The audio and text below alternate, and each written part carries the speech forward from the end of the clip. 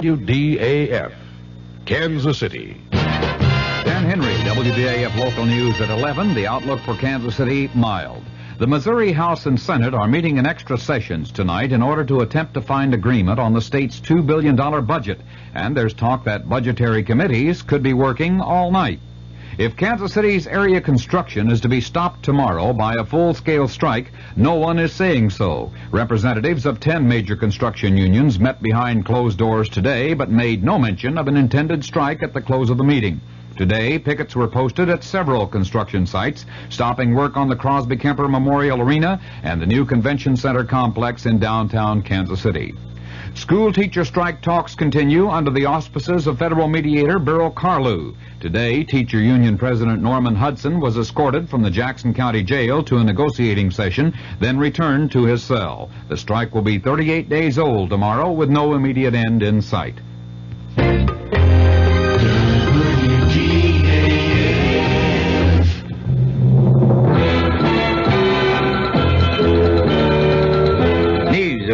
On the hour from American Information Radio. This is Merrill Muller in Los Angeles, and at this hour, the Miami Herald Tuesday edition reports that President Nixon will risk impeachment and refuse to meet the House Judiciary Committee subpoena for 42 tapes and documents. The Miami Herald quotes an unnamed Republican source as saying the president is ignoring the advice of Republican leaders because he's confident of winning a Senate trial. The deadline on the committee's subpoena is Thursday. Meantime, the committee has sent a new message to the White House asking for other information. Chairman Peter Rodino told us in Washington there's even more to come. I can say that it's not unlikely that requests will be going out. I instructed our counsel to specify what those requests are, and those requests would cover the areas that are within the general scope of our inquiry. But Chairman Rodino also emphasized that future requests on the White House will have to be approved by the entire House Judiciary Committee. Democratic governors and congressmen talk of tax cuts. That story coming up. This is Joan Crawford speaking for USO, United Service Organization. Do we, as civilians, know what it's like to be far from home in a foreign land? Listen to this real-life documentary about one of our servicemen over there. Do you speak English? Nein, ich spreche kein Englisch. Excuse me, ma'am. I wonder if you could help me. Nein, es tut mir leid. Excuse me, miss. Can you help me? Leider nicht. Bitte schön. Yes, do you speak English? Nein. Excuse me. Can you help me? Nein. Excuse me. Can anybody help me? Hi, we sure can. This is the USO, and we have all kinds of help. That's why I support USO, and you should too. USO makes a man feel closer to home while he's serving his country for you. Isn't money the least you can give? Please support USO. 15 Democratic governors meeting in Chicago have urged Congress to write a tax relief plan for low and middle-income families, despite any objections by the administration. Correspondent Bob Clark has more on the talk of tax cuts in Washington. It may just be spring fever, but sentiment for cutting taxes was bursting out all over on Capitol Hill today.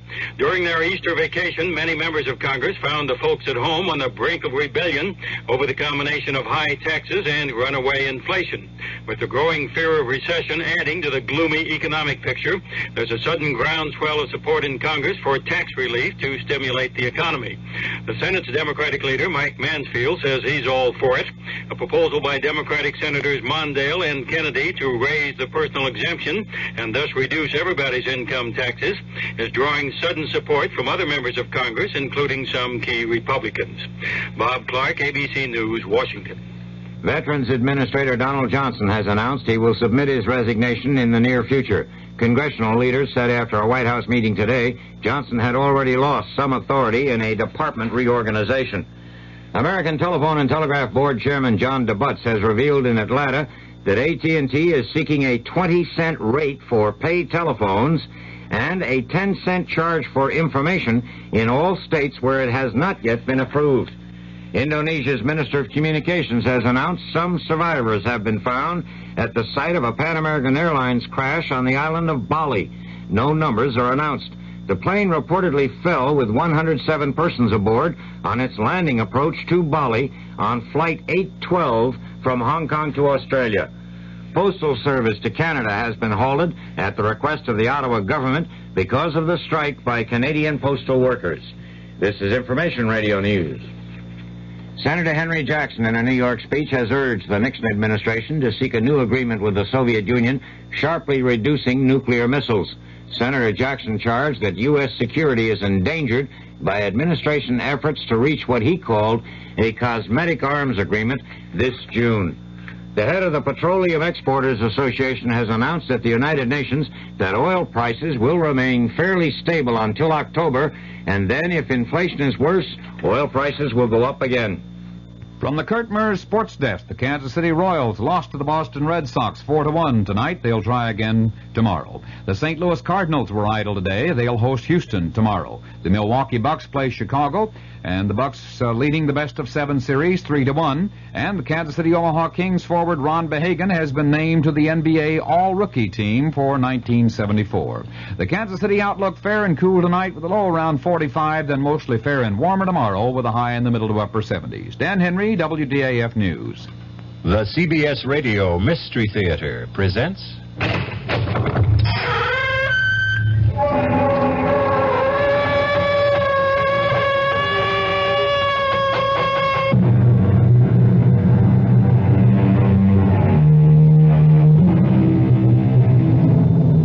Come in. Welcome. I'm E.G. Marshall. Welcome to the world of terrifying imagination. The fear you can hear. Somebody said it, I believe, or if he didn't, he should have. The world is neither good nor bad. 'Tis wishing makes it so. Our story is about a fey, elfin young woman who made her own world and who had a disturbing and fateful capacity to make her dreams come true. Not always in exactly the fashion or the dimension she wished for. I'm warning you, stop hanging on to me, Marge. I got to, Tom. You just can't do it to us anymore. Just lay off of me. Tom, you can't do this again. Then I got the lot tonight. I can feel it all going for me. The way you always feel, please. Marge, let go. You want to put the whammy on me? I said... Tom, you... let go. Marge, I didn't mean to push. Oh, Lord.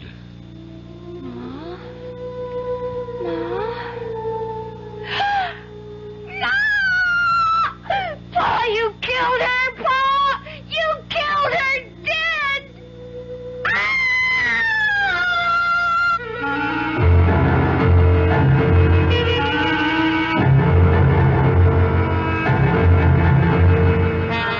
Our mystery drama, The Wishing Stone, was written especially for the Mystery Theater by Ian Martin and stars Clarice Blackburn and William Prince.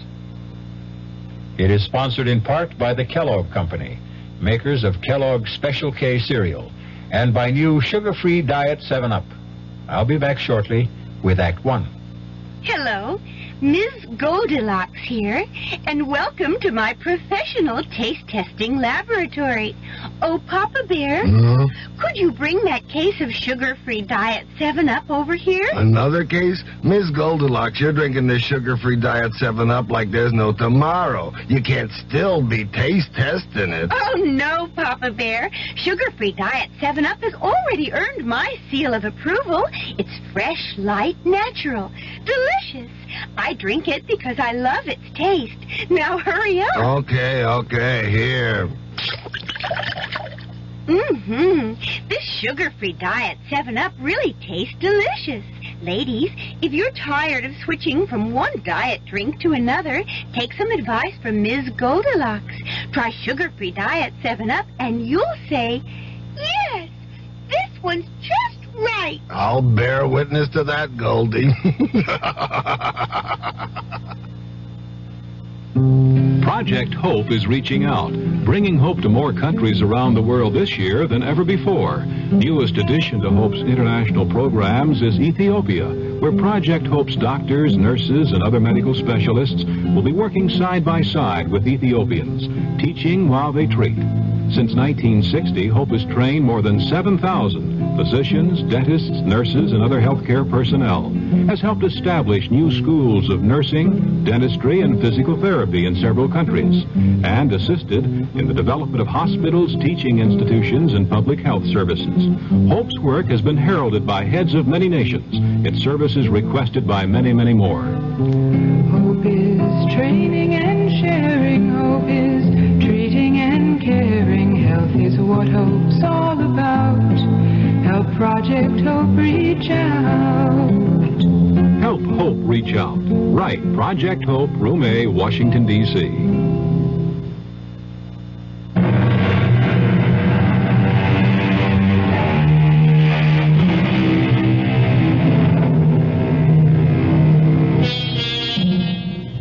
We are such stuff as dreams are made on, and our little life is rounded with a sleep. That quote is definitely Mr. Shakespeare's. But our little life is equally founded, and sometimes confounded, on dreams, like the bad one Jenny Coulter had a few moments ago, and for which, fortunately, there is present comfort in the person of her mother, and in turn, her brother, Judd. Jenny, you all right? It's you, Ma. You. Oh, you all right? Well, I'm fine, honey. What'd you have, a bad dream? I suppose. Oh, now that I see you. Oh, Ma, it was so real. I saw you lying there at the bottom of the stairs, and your head, oh, it was turned to the side like... Well, now, don't let it upset you. Here I am, right as rain, and it was only a dream. But it was just like I saw it happen. He pulled his arm away from you while you were hanging on, and you went tumbling down. He? Who's he? I don't want to talk about it. Oh, was it your father? Yes. Who else would it be? Judd, what are you doing up? I heard Jenny Lou cry out. Oh, it was just a bad dream is all. You okay, sis? I'm just fine now. You go on back to bed now, son. What did you dream the old man did to Ma, Jenny? Ma was trying to stop him from going out gambling again, and he sort of pushed her off him and she tumbled all the way downstairs. Now, that's enough fussing about nothing now. You get back to bed, Judd. Okay. Good night, Jenny. Good night, Judd. You want I should close the door, Ma? No, I'm coming back to bed myself right away. You're not scared no more, are you, honey? No. As long as I know you and Judd are close by. But I sure was scared. Oh, my baby, you're just so sensitive. Everything touches you close like a little old butterfly sitting on a leaf with your feelers reaching out all a-tremble. I like being butterfly. That's a pretty sort of thing to think on. So you just keep thinking on it and hustle yourself back to sleep. Good night, Jenny. Good night, Ma. I love you. And I love you. Sleep tight. Ma? Sakes alive, Judd. You like to startle me out of my wits. Come away from Jenny's door. I thought I told you to go on back to bed.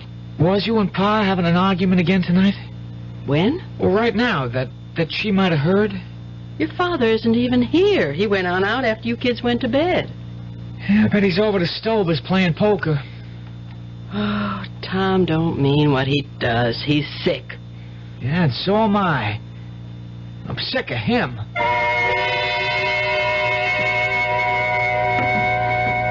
I'm here in the kitchen, Dr. Luther. How's Jenny? Jenny Lou's just fine, Marge. She's getting dressed, and I'm going to drop her off at school on my way into town.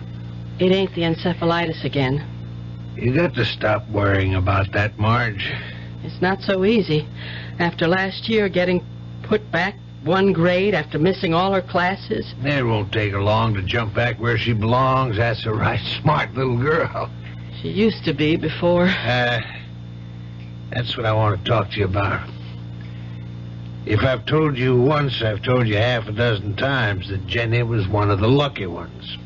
She came through it without a scratch, physical or mental. But such a long time. It was a very mild case, even if it was stubborn and protracted. It's just I worry so that she was somehow held back. Now, I want you to get that clean out of your mind, once and for all.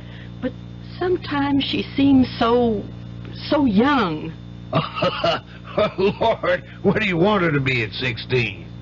I don't know of anyone fresher and lovelier and more unspoiled than your little girl. She wants to cling to childhood a little longer. Leave her be. Well, just so you're sure last year didn't hurt her none. There's only one thing I worry about with Jenny. What? Your husband. Lord knows why, but she thinks the sun rises and sets in her father. When she settles for being a woman, she'll have to open her eyes as to what he really is.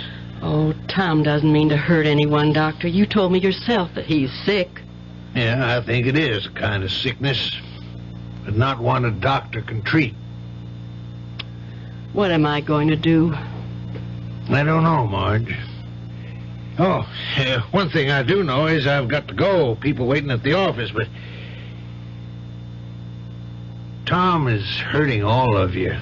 Bad. Worse, maybe, than any of you realize. And in the end, Jenny Lou's the one he'll hurt most of all.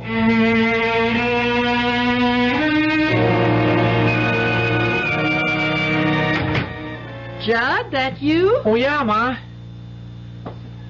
Is Jenny with you? Well, no, Ma. Oh, where you been? Baseball practice. Well, why'd you think Jenny was with me? Because she didn't come home after school. Judd, it isn't like her to just take off. You don't suppose she... Well, she what, Ma? That dream shook her up. And Tom and me had another bad set to this morning. She wouldn't run away. Jenny? From us? No way. Well, she was sort of strange when she left this morning with Dr. Luther. Kind of, I don't know, excited as if she had some secret plan. You know how she gets. Secret? Yeah. I bet I know where she is. Where? Well, I can't tell you. I mean, it's her own secret place. Well, the only reason I know about it is I was out rabbit hunting one day and I stumbled across it. She goes there to bird watch and, well, just to be alone, I guess. Now, she made me promise I'd never tell just where. I'll bring her home.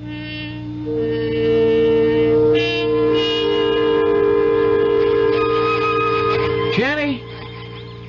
Jenny? Jenny, what are you doing hiding out here? I wasn't hiding. I just came here to say a little prayer. Well, for who? Pa. Oh? And the sun was shining in like a big splinter of light, the way it does through the hole in the tree up there. Remember how I always used to think when we was little kids that it was God stretching down his hand to touch us? Yeah, it was a long time ago. Don't say that, because he is there. He was here today. Leastways, one of his angels was. What? I was kneeling and looking up into the sun, and all of a sudden, the birds was all still, and the whole hidey-hole here filled up with golden light that sparkled and spun. And right over there, he was standing. Who? Him, the angel of the Lord. And I could feel him all around me, in me, warm and kind, so kind. Then he touched my hand and smiled and just faded away. And then I looked in my hand and I saw it. Oh, wait, I didn't lose it. Oh, no, here. This is what I found in my hand. Well, let's see. Well, what is it? It's a conjure stone, all gold and shiny. A stone I can wish on. The angel said that? He didn't have to. I heard the words inside me. You can wish on this, Jenny.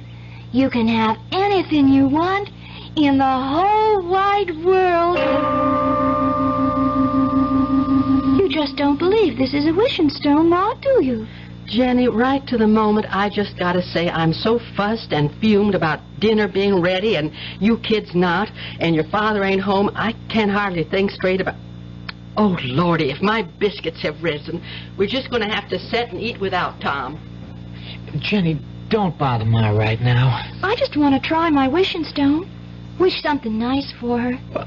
Let's just hold up for a better time. I could wish Pa to hurry home, so we wouldn't have to wait. I don't want to wait none at all. I got a math test tomorrow. I just got to pass or I don't make the ball team, and I need every minute to study. Except who am I kidding? If I stayed up all night, I wouldn't be ready for tomorrow. If you had a few more days, could you make it? Well, even just one, I'd stand a chance. Okay, here goes. No, hold up a minute. Too late. Shh. I just wished there'd be no school tomorrow. No school tomorrow? What nonsense is that? Jenny, go bring them biscuits. Judd, you sit down. Ain't we gonna wait for Pa? We ain't waiting for nothing, not even wishes to come true. We're gonna eat our dinner before it spoils. Yes, Ma. I'll get the biscuits. You didn't have to be so rough on her, Ma. Play her game. I know, Judd. It's just I have no sense of humor left. Or fun. The way it is with us, if we had a wishing stone, we could use it for a lot better things than no school tomorrow. Ain't that crazy? The two of you have had me half believing there is a power in that stone.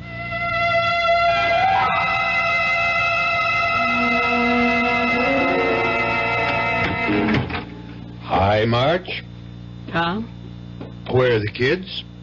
As if you care. Gone to bed. Where have you been? What was the action tonight? Bingo? Horses? Pool? Nope. Tonight I got a pretty fair excuse. The only thing I was gambling was my life. What's that supposed to mean? I've been a volunteer helper at a fire. Now it's finally out. I couldn't hardly wait to get home and tell the kids the good news. What good news? That the school burned down. Good news for the kids everywhere tonight. No school tomorrow.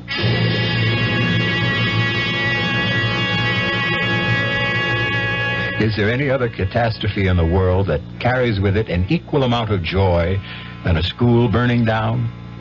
But this time, is it chance or is some supernatural force, sinister or benign, at play?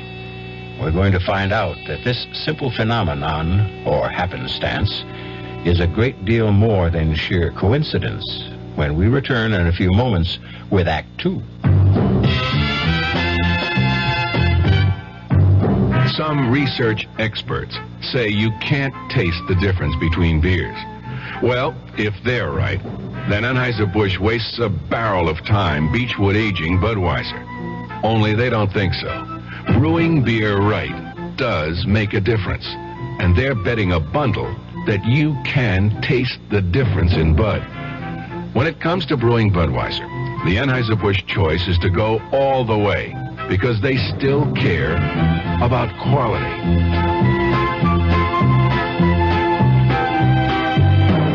Look at it this way.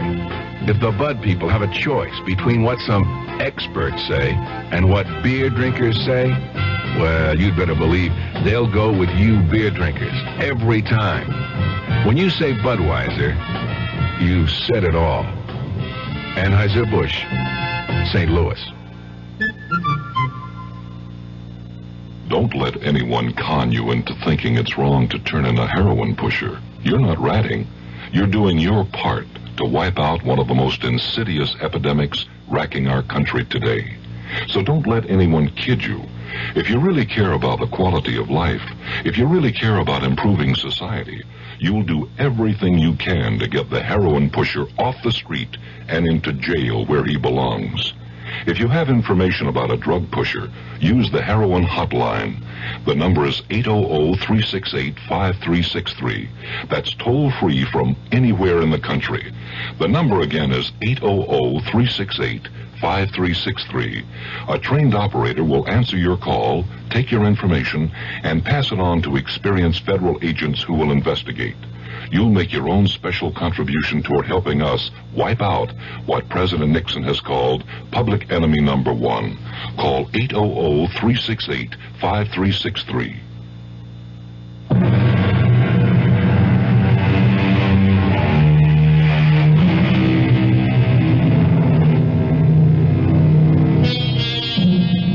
So Jenny Lou, our 16-year-old who is determined to cling to childhood and all its happiest dreams, has made her first wish upon the conjure stone, the magic piece of shiny gold that came to her, she believes, at the hand of an angel.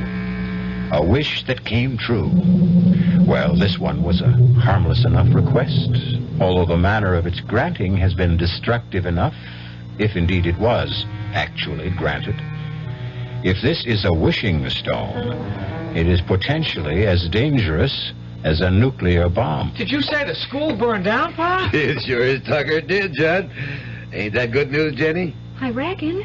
I guess I didn't mean to do it that way. You didn't mean to do what? To burn it down. I just didn't want it to be. That's all I wished on. Hey, what's she talking about, Marge? Oh, it's just Jenny found Don't you tell him, Ma. Don't you tell me what? Oh, don't pay any mind to the young'un's nonsense. Just tell us about the schoolhouse and what happened. Well, sir, I just about finished trimming up Mayor Sackett's hedge, and I just started to get all my tools together to put back in the pickup when the fire horn went off. I heard that old horn go just a couple of minutes after. Hush up, Jenny. Yeah, I run straight over to the firehouse, being that close, and we took off. By the time we got there, she was past all saving. And it's funny, you know, you come to think of it, a brick building like that you wouldn't figure it'd turn into a regular torch. Well, how'd the fire start, Pa? Yeah, you wouldn't believe this. And neither does nobody else credit it. But according to old Sam Wallace, all of a sudden, a flaming arrow comes straight out of the sky and cut right through the brick walls and everything and hit the oil tank and blew her wide open. Oh, that drunken old no-good. Some custodian. I'll bet he was drinking and dropped one of those foul old stogies he smokes into all that rubbish he's too lazy to clean out of the cellar. Yeah, it could be. It's what most everyone thinks. Still what? It's hard to tell someone who wasn't there. But damn if the way he told that story didn't make you stop at least once to think on it. What do you mean? Well, it's the first time I ever seen that old booze hound with his eyes put together like he really was seeing what he talked about. Anyways, we talked enough. Hey, something to eat around here. I got it warming. I'll serve it right away. Pa? Yes, sugar. That flaming lightning bolt, you said. How long before the fire horn sounded did it come? Oh, well, according to Sam's story, he lit out next door to the gas station and called the fire department. Well, couldn't have been more than a couple of minutes. See, Judd? It did so work. Okay, if you want to believe it. What are you kids talking about? Well, forget it, Pa. Just kid talk. Oh, well, I'm too old to share. Oh, no. If you want to. Oh, sure I do. Well, Pa, it's just for no mind. Jenny and me's got to be getting to bed. With no school to worry about tomorrow? If there's no school, there's plenty of chores they can catch up on in the morning. Scoot now, both of you. I'm serving your Pa dinner. Good night, Pa. Let's go, Jen. But I wanted to You tell... get on upstairs. It's past your bedtime. Yes, Ma. Good night, Pa. Good night, kids. Did you have to chase them off to bed? Little enough chance I get to see them. It's little enough chance you make to see them. Oh, lay off, will you, Marge? I'm not even laying on. If you stuck a little closer to home than to the other woman, maybe you'd know what goes on around your own house. Now, what other woman? Now, dang I'm talking about Lady Luck, or whatever name you want to call her. My rival. Lady Luck. Whatever makes you gamble, Tom, one way or another, it's going to be the end of us. You ever going to see that before it's too late?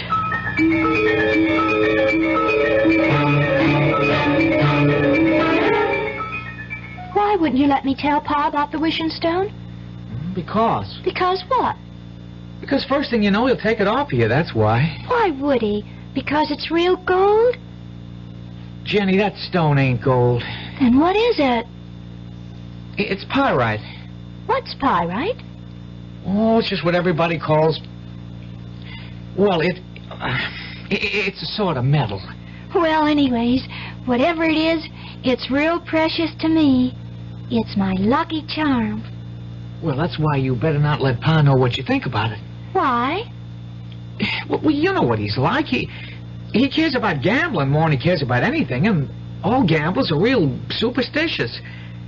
Now, if he knew you had a lucky piece, especially if he heard the crazy story about you and the school burning down, he'd have it offer you so fast that it'd set your head to spinning. It isn't crazy. You heard me wish on the stone for no school, and now there is no school. That was just happenstance. You don't think it happened just 'cause I wished it? Of course it didn't. Then I'm going to prove it to you. What do you want me to wish for? I don't want you to wish for nothing. I got to show you. Look here now. I'm going to wish... Jenny. What, Judd? Oh, you sound so funny. Well, maybe it's 'cause I feel like that. What way? Well, sort of, well, you know, superstitious like. It sort of gives you goosebumps if you think on it. What does? Well, now, look, Jenny, supposing... Now, I'm not saying it did fall out this way, but supposing you did get what you wished for. You were the one yourself said you didn't mean to get it the way you did. No, that's for sure I didn't. I didn't want the schoolhouse to go on fire. Gosh, Judd. Oh, just supposing someone had been in there and got caught in the fire. Or a whole lot of folks. That's kind of what I'm saying. And my wish could have burned them all up. But the angel gave it to me. For sure, he couldn't have meant nothing bad to happen. I don't have to throw it away, do I, Judd? I can keep it. Well, that won't do no harm, so long as you don't wish on it. I guess I'll just put it away for my keepsakes. And I'll never use it unless... Unless what? Unless the angel comes and tells me to. Well, that's a right good idea, Jenny. And remember, don't let Pa get wind of that there stone. There would nothing hold him back from using it, even if he didn't believe in it.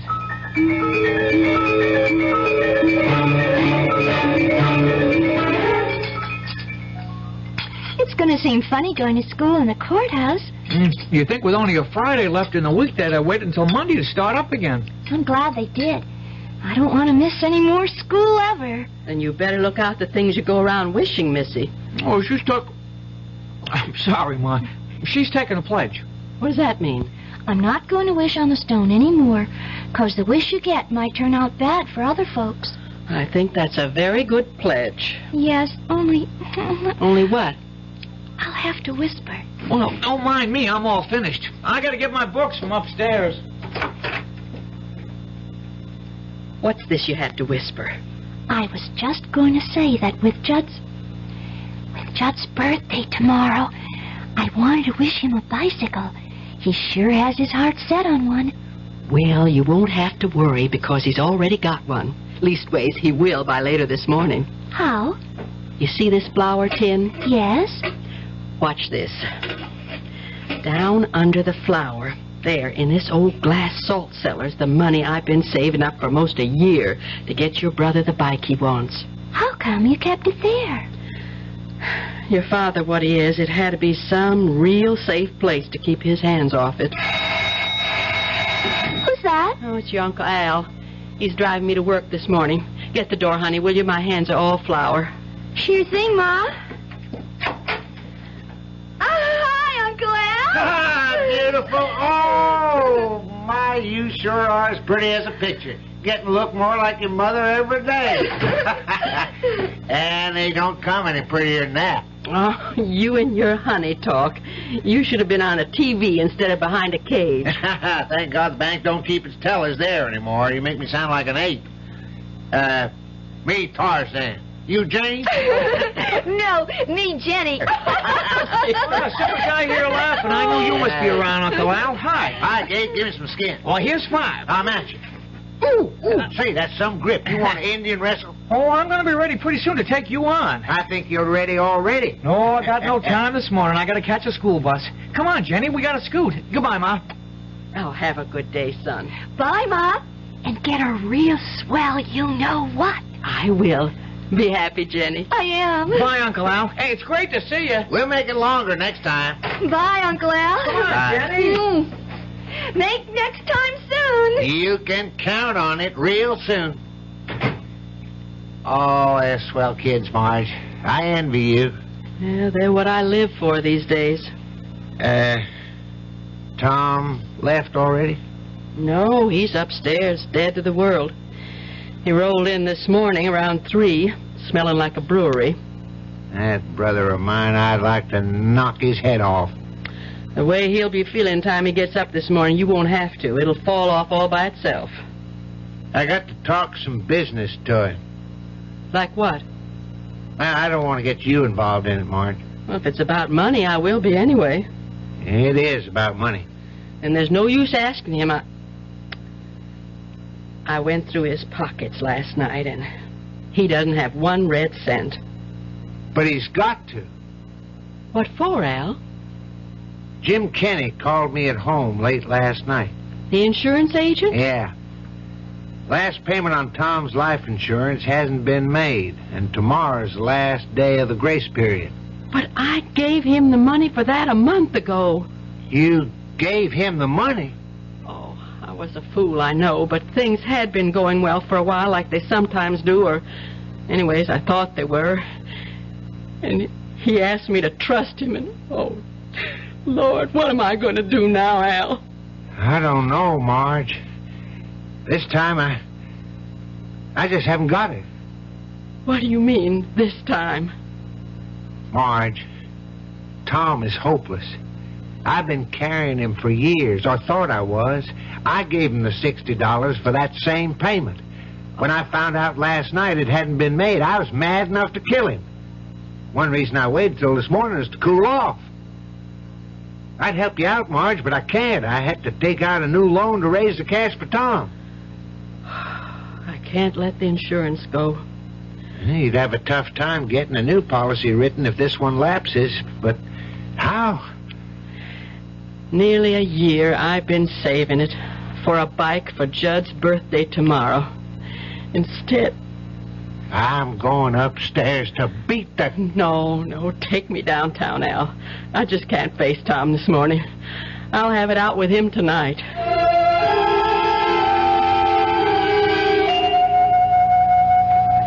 After what you made me have to do today, how could you steal money out of my purse and leave to go gambling again? Well, all I want to do is run it up till it's enough to pay you back. You're sick.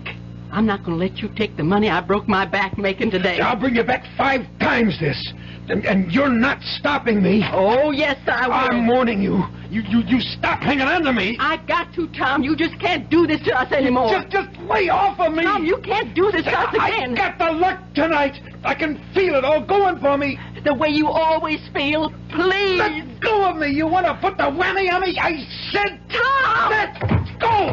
Oh! Marge! I didn't mean to push... Oh, my God. Ma, what happened? Ma! Oh, Judd! It's just like my dream. He killed her. Pa killed her dead.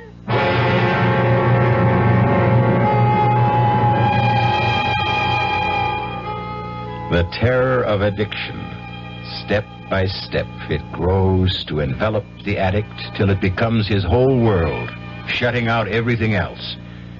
But the greater terror is the destruction of all who love him, dragged down with him, and eventually engulfed in a tragedy not of their making. I'll return in a moment with Act 3. And now another story of the ball and chain as Kellogg's Special K presents Veronica and Jack. Oh, Jeffrey, isn't this romantic? Out in a quiet lake at night with you rowing the boat. Yes, Veronica, it's really neat. Jeffrey, what was that? Frogs. Frogs that go bonk? They're pretty weird frogs. Oh, Jeffrey, you're such a card. You have a ball and chain, like the ones they use in those Special K commercials. Yes, Veronica. It symbolizes my few pounds of extra weight. But I'm going to get rid of it. How? By exercising. You know, like rowing this boat and eating smart at every meal, starting with a Special K breakfast. You mean a 1-ounce bowl of high-protein Special K, 4 ounces of skim milk, orange juice, and coffee? Precisely. It's less than 240 calories, and it tastes delicious. It'll help me get rid of this ball and chain. I'll help too, Jeff. After all, we're all in the same boat. You have a ball and chain, too. Your happy ending could begin with the Special K breakfast from Kellogg's. People can reach, people can touch, people can help, people so much. This is Paul Newman speaking. Ever been close to a family struck by cancer? Naturally, your feelings go out to them and you ask if there's anything you can do. And they say no thanks and you feel so helpless. Well, there is something you can do. You can tell someone in the family to get in touch with the American Cancer Society. Volunteers there are helping people every day with services, information, and counseling about local community resources. That can mean arranging transportation or homemaking help or informing them about existing rehabilitation programs. When your cancer crusader calls, join the people who care about people. Give generously. We want to wipe out cancer in your lifetime.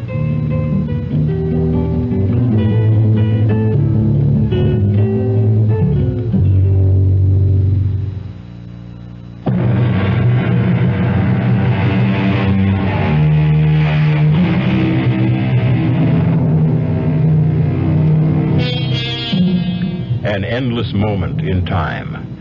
A few dreadful seconds ticked away, with every heart crying out to take them back again, to make this just a bad dream and not reality. 3 people frozen in horror. The 4th sprawled at the bottom of the stairs, her neck bent at an impossible angle, frozen in what? Unconsciousness or death?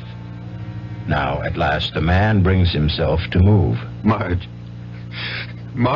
Don't you touch her, Pa, or I'll kill you dead. Oh, son. I'm not your son. I'm your enemy. Jenny, call the police. Emergency. We got to get Ma to the hospital fast.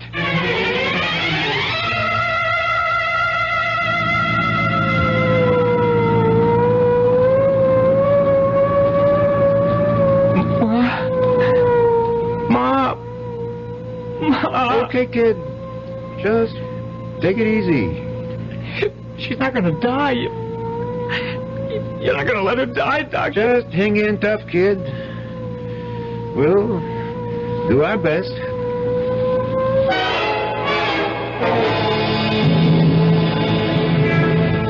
I should have gone with the ambulance. You're sticking right with me, brother. We see how your wife makes out. No. Look, officer, you don't think she... Well, for the sake of your own skin, you better hope she isn't. But it was an accident. Well, the way that boy of yours reacted looked like he wasn't so sure. Now, we got to get moving. What happened to your daughter? Huh? Oh, Jenny, she went back to get something. Where are you taking us? The hospital. First, anyways. Now, here she comes. Come on, shake a leg, kiddo. I had to get something very important. Okay. Hop in the front with my buddy, Officer Franks.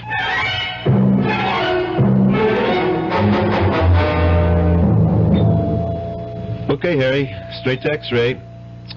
You got a family doctor, kid? Yeah, Dr. Luther. Oh, you know his number? No, but I can look it up. Okay. Tell your doctor to get here as fast as he can. It's that bad? I wouldn't want to fake you out, son. It's not good.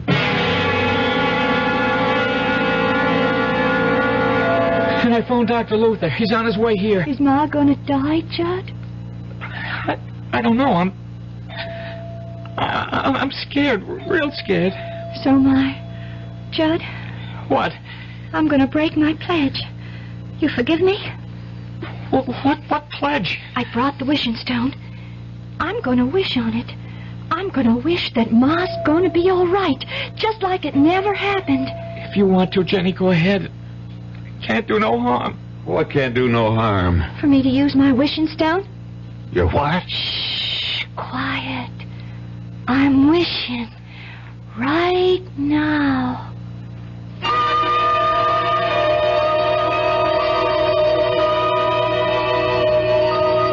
Are you the intern brought the cold case in? Yes, officer. How is she? I'm waiting for x-rays right now. I'd say she has one chance in 1,000. For certain, sure, her neck is broken. And the way it's broken and other signs indicate to me her spinal cord is badly damaged. If it isn't severed altogether.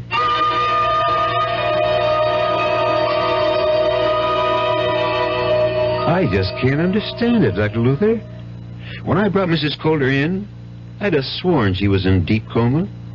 I was sure her neck was broken, spinal cord severed.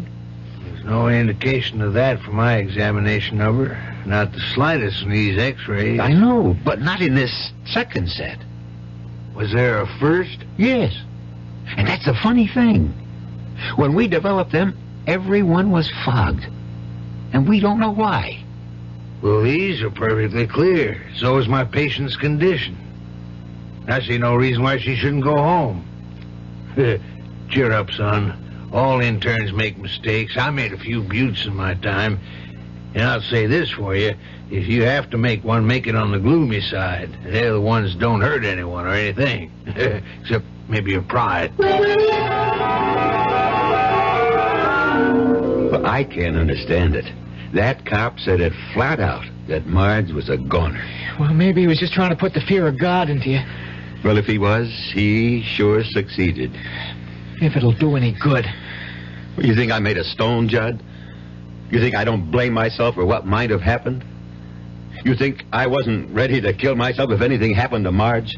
I don't know, Pa. Pa wasn't trying to hurt Ma, Judd. It was an accident. An accident that wouldn't have happened if... Well, Pa wasn't sick with gambling fever. Well, I've learned my lesson this time. I'll never gamble again. Oh, Pa. Oh, that makes me so happy. I'm glad, honey.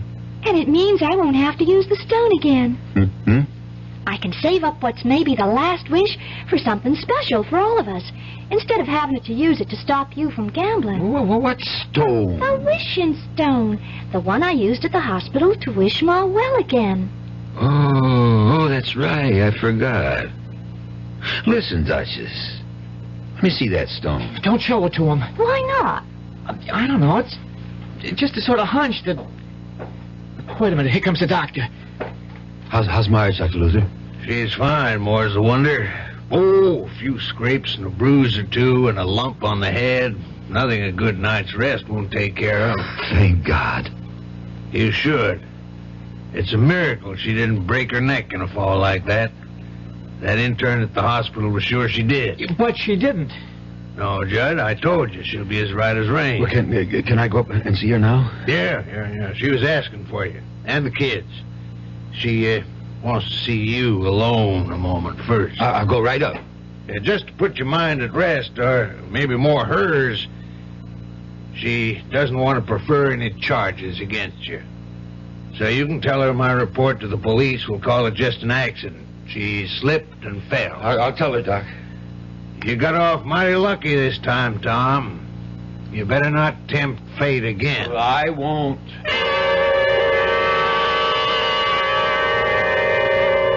No, I mean it, Marge. Just give me another chance. I didn't see how I could, Tom. I never meant to throw you down those stairs. Oh, not because of that. The last straw for me was taking a chance away from Judd to have something he wanted more than anything in the world, his bicycle. You should just have let the insurance go. How could I, Tom? With 2 kids to bring up, if anything happened to you, Not that I want anything to happen to you. You gonna take me back, Marge? I don't know, Tom. It's hard for me to feel for you what I once felt.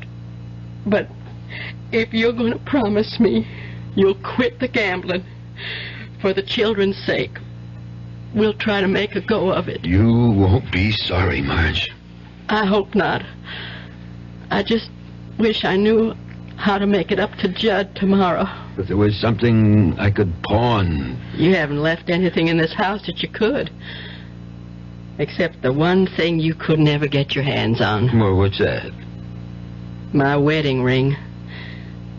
Do you think I could get enough on that? Well, not enough to pay for it all, but for a down payment. Then I'll take that night job, cleaning sewers you made me turn down to pay it off. I don't want you working in any sewers. Anyway, you can't work day and night. Well, I can't till I get Judd his bike. Well, we'll see. I'll take the ring down in the morning. No, sir. Dr. Lewis doesn't want you out of bed. I'll take it down. You? Can't you trust me, Marge? Well, if you can't trust me now, then what hope do I have, or any of us, I can ever be trusted? Well, you got to.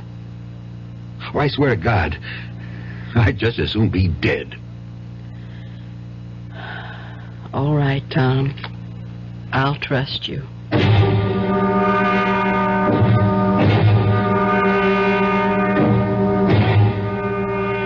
Did what? You ran out of the money?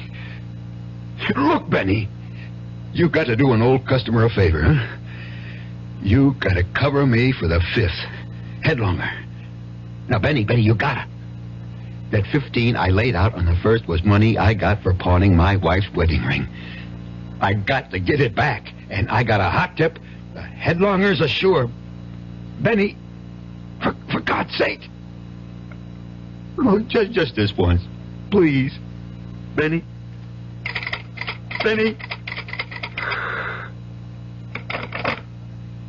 What am I going to do? I wish to God. Wish. Oh, that wishing stone. Yeah.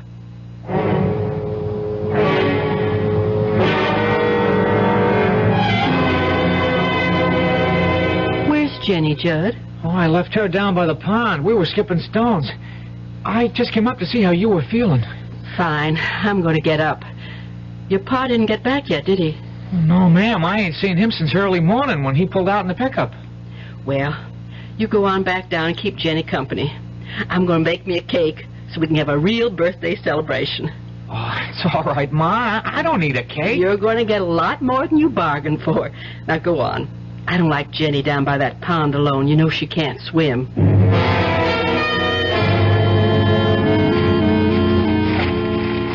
What? Hi, Pa. What are you doing up on top of the rock here? Oh, just sunning myself and listening to the birds. Jenny, hey, you know that wishing stone you talked about? Yes? Is it gold? You want to see? Yeah. Here. Oh, damn. It's nothing but pyrite. Isn't that a kind of gold? Yeah, fool's gold, and not even worth as much as a piece of charcoal. No, Pa. No. Don't throw it away. It's still good for one wish. You think this makes any wishes come true? It made the school burn down, and Ma got her neck unbroken. Your Ma. Why'd you grow up and stop your daydreaming? Don't you know nobody ever got nothing by wishing? I've been doing a kind of wishing all my life. Look at where I end up now. Well, I'm going to wake up your little Miss Bright Eyes to show just how tough a world this is. Pa! Please don't get mad. If this was a wishing stone, well, nobody ever needed it more than me right this moment. So look at this. I'm going to make a wish. I need money. I need it bad. So I'm going to wish that old Nick himself comes climbing up out of the middle of this pond with a sack of gold on his back for me. And I ain't going to be greedy. And I ain't going to ask for much. Just say like a 10, no, make it $20,000. Okay. Now, I'll rub the stone, and I wish. You see? It ain't no wishing stone. It don't make dreams come true. It's a nothing. Ah! Oh, Jenny, help me!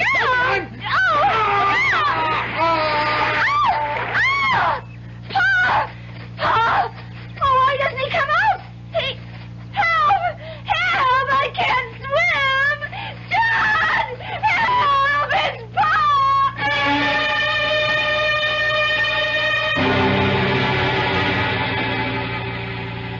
I don't know how I'm going to tell the kids, Al. They're not really children anymore, Marge. They know. I guess I do baby them.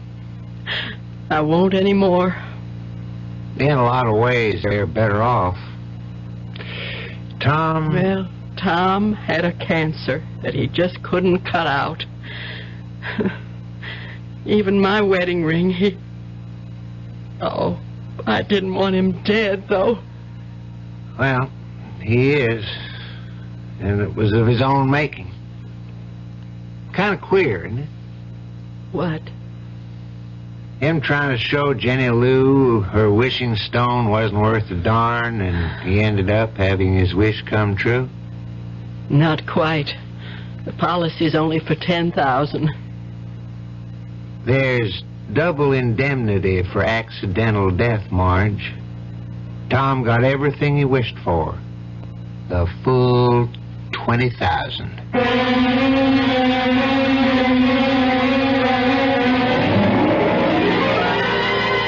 3 wishes, and they all came true.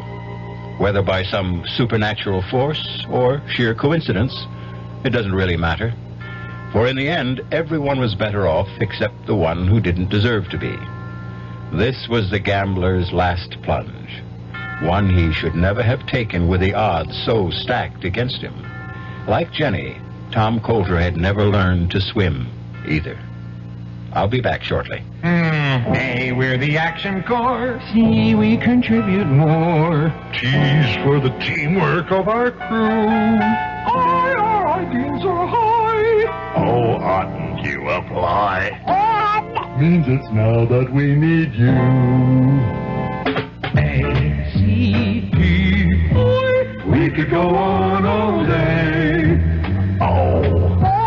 Here's why volunteers are needed right away. Action is VISTA, the Peace Corps, RSVP, SCORE, and other volunteer programs that are helping people to help themselves. If you're trained in a skill or just have a little love to share, Action needs you. Yeah, baby. Action really needs you. Don't crawl under a rock. Get into action. Oh, yeah. This is a public service of this station and the Advertising Council.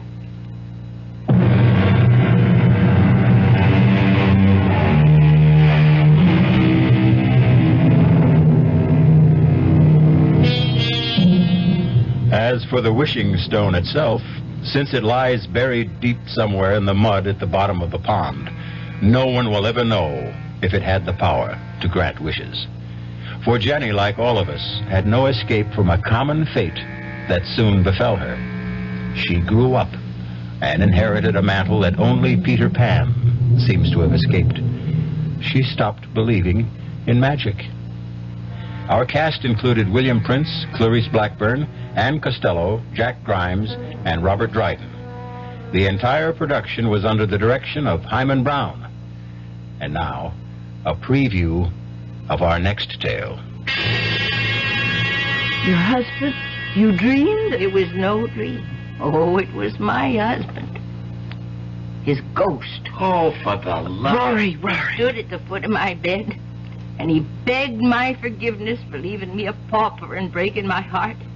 And he said, Jessica, I promise you'll live in Gormley House again. And then he vanished. The very next night, the Putnams crashed through the bridge over Gormley Gorge. Well, accidents do happen. It was no accident. No, the real estate man didn't tell you the whole story. Mrs. Putnam lived long enough to tell just what had happened. The Putnams didn't go off the bridge by accident. They were driven off it.